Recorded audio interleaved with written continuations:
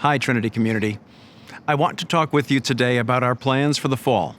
I know that we have communicated with you repeatedly over the summer about those plans, but I also know that as the fall semester gets closer, and as the world around us continues to experience the effects of COVID-19, you have been asking questions about those plans and wondering if we would be modifying them in any way to account for changing factual circumstances and recently released governmental guidance. So, I would like to take a few minutes with you to talk about those matters and outline our plans to be in it together during this unique fall semester. In short, for the fall semester, while the campus will remain open, Trinity is moving most of its academic programs online and offering limited campus housing for students. Let me tell you about why we have made this decision, how we came to it, and what this all means for you and for your education. All of us hoped, and frankly expected, that after the flow in the spring, by late summer, we would be seeing a substantial ebb in the spread of this virus. That's what the models predicted, and that's what the data was showing. That expectation informed our announcement back in May that Trinity intended to return to a predominantly in-person, on-campus experience for this fall. And behind the scenes, since that announcement in May, scores of people at Trinity, including among them members of our science and nursing faculty, student life team, physical plant members, food service providers, and college leadership, have been working tirelessly to best prepare this physical campus for the return of the human community in the fall. This COVID response team's work is as comprehensive and as good as you will find anywhere, and largely done with non-existent, delayed, or even contradictory guidance and regulation from the state of Illinois and from Cook County. So I want you to know that for months, Trinity has been working the problem with the stated goal of a return to campus in the fall for students, faculty, and staff. Unfortunately, over the last month, the promising COVID infection trends took a decidedly unexpected and unfortunate turn. Instead of receding, the virus is resurging. You've seen the reports and you've heard the news. This is not solely an issue in education. For example, professional sports teams have barely been able to operate without infections, even with all of their sizable resources at their disposal. The Miami Marlins, for example, did not last much more than a weekend before COVID infections paused their play and put the rest of the Major League Baseball season in jeopardy. In the last 10 days, most college athletic programs, including ours, have postponed fall competition to spring. More states, counties, and cities have implemented quarantine travel restrictions for persons coming from other states near and far. And very importantly, in our recent survey of you, our Trinity students, a sizable and growing percentage of you told us that you wanted or needed to have the semester altered due to the COVID-19 situation. We are committed to providing an outstanding Trinity education that best protects the vulnerable members of our students, faculty, and staff, while creating the kind of memory-making college experience that every member of the Trinity community, and especially our students, wants to enjoy together. Every institution, whether implicitly or explicitly, vows that safety of their community is a paramount concern. Trinity refused to simply pay lip service to that platitude. We really mean it. So, on the cusp of the start of a new school year, let me tell you how, in the face of new facts and current reality, we are modifying our plans for fall. More details about these plans can be found at the college's website.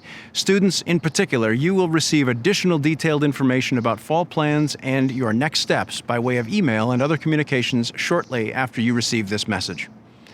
Our fall will not be like the fall of 2019, but it will not be like the spring of 2020 either. The campus will remain open in modified ways. Faculty will have access to their offices, classrooms, studios, and labs. The library will be available. Limited residence halls will welcome students with modified safety expectations. New co-curricular opportunities will be available, and campus ministries will offer worship and discipleship experiences. Permit me to describe all of this in some further detail here and in more detail in my written message to you. I'll start first with Trinity's academic program. Most of our courses will be offered entirely remotely. In fact, for most of our students, in most of our programs, the entirety of the semester can occur without needing to be on campus at all. I know that this is a relief for some, a frustration for others, and a disappointment for all.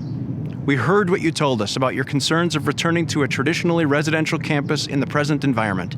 We share those concerns. Though students will not be present in a classroom, this is not a repeat of the spring's emergency transition. Rather, our faculty will have the full resources of their offices and campus spaces available to them to provide you a more comprehensive remote learning experience.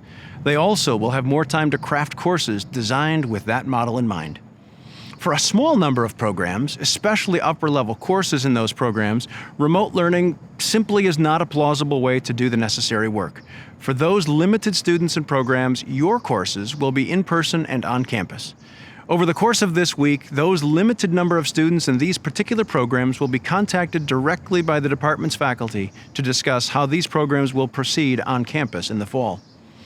Students, you may decide that living on campus is desirable or necessary to continue your academic career at Trinity, even while your classes are online. Some of you face housing or technology challenges. Some of you are international students. Some need to be on campus for certain academic programs. Students, I invite you to look for an email from Vice President Becky Starkenberg shortly after you receive this message that will clearly outline how you can reassess your housing options. A kind of residential experience that Trinity, or frankly any college or university, can offer during this COVID moment will not be typical. We recognize that many students will choose not to live in the residence halls under these circumstances, opting instead to wait until life returns more to normal to resume living on campus. At the same time, we expect that some students will find even this very restrictive housing option appealing within the context of their other options. Vice President Starkenberg's email will provide you with detailed information on this important decision and will provide you with more substantial information on what the residential experience will look like and feel like in this COVID era. We want you to make wise decisions and that, as much as possible, are best suited to your particular situation. What will campus life look like this fall? Surely, with limited persons on campus and state restrictions on indoor gatherings to 50 people or less, some of the most important Trinity traditions will have to be modified.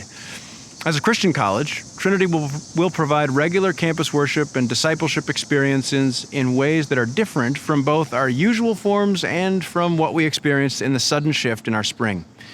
We will continue to tackle the important, difficult, and seemingly intractable issues in modern American life and continue to do so from a biblical worldview.